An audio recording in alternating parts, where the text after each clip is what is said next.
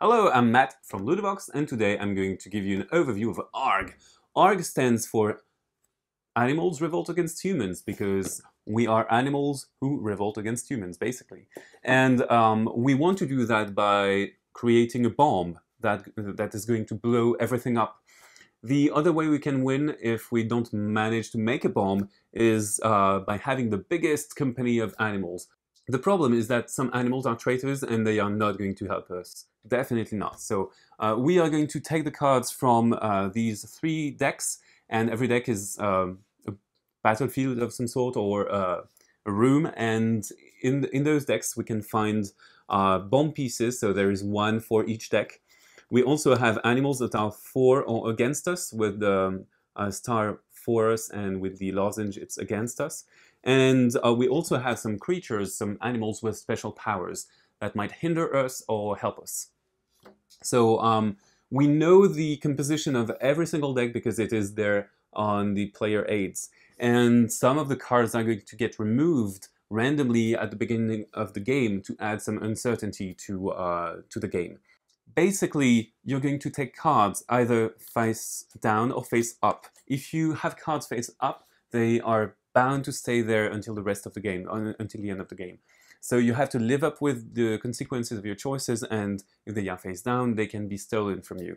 We can take 1 of 2 actions every turn.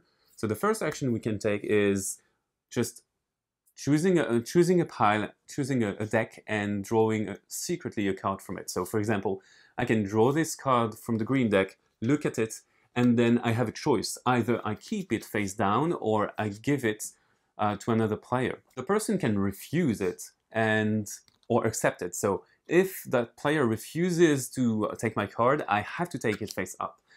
If I try to give him a bad card, he can refuse and I can get it. And the state of the cards is very important, because if a card is face up, it's there for the rest of the game.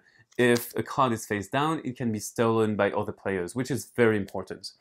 And that leads to the second action that you can perform. So either you take a card from here, or you can steal another player's face down card.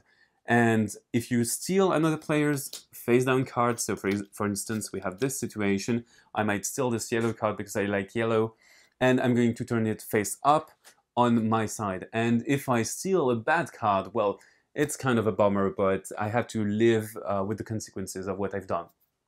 So I win the game by having 2 bomb parts that are revealed at the same time.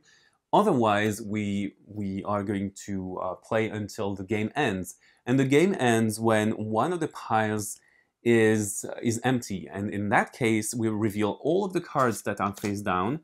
If a bomb is made, then someone wins. And if a bomb isn't made, we're going to total the points of every company.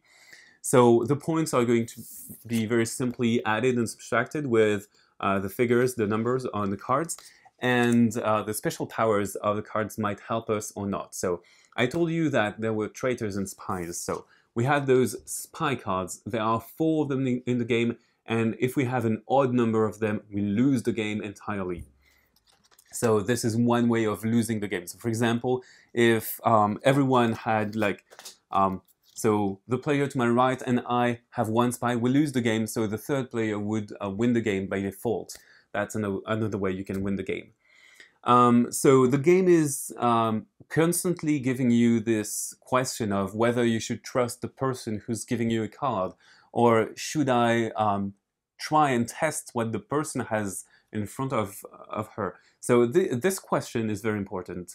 You have to consider whether it's going to be a good or bad card, and you kind of have to guess what remains in the decks.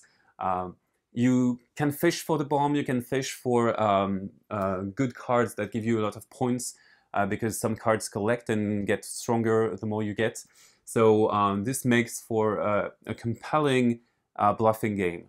Well, you know almost everything there is to know about Argh, so bye-bye and have a blast!